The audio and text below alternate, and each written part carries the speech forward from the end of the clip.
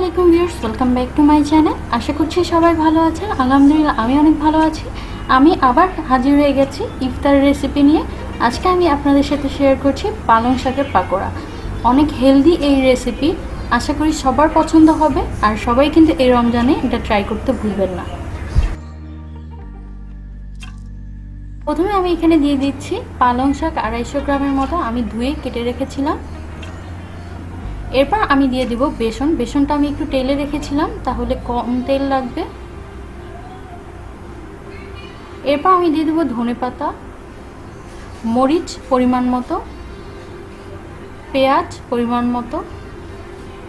এরপর দিয়ে দিচ্ছি আদা রসুন পেস্ট 1 টেবিল চামচ, জিরার গুঁড়া 1 টেবিল চামচ, লবণ স্বাদ মতো, মরিচের গুঁড়া 1/2 টেবিল চামচ।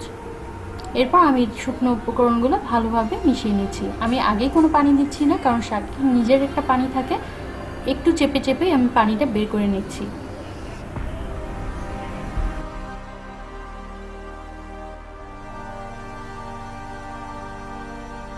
আমি দিয়ে দিচ্ছি একটি ডিম ও 2 টেবিল চামচ পরিমাণে চালের গুঁড়া। আমি আবারও এটা ভালোভাবে মিশিয়ে নিচ্ছি।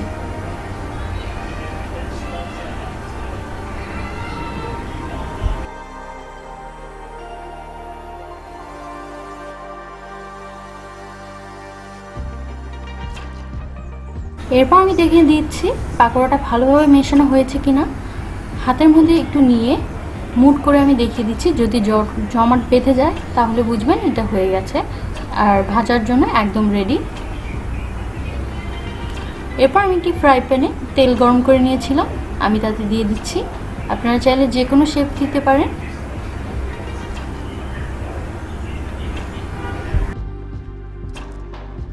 সবগুলো পাকোড়া ভাজতে দিয়ে দিয়েছি।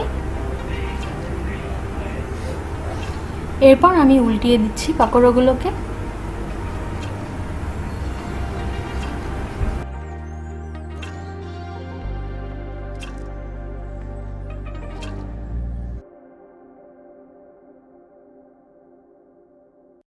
আমার পাকোড়া কিন্তু ভাজা একদম শেষ। এরপর আমি তুলে নিচ্ছি। বাস তৈরি হয়ে গেল আমার পালং শাকের পাকোড়া। আশা করি আমার ভিডিওটি ভালো লাগবে। অবশ্যই আমার চ্যানেলটা সাবস্ক্রাইব করতে ভুলবেন না। আসসালামু আলাইকুম।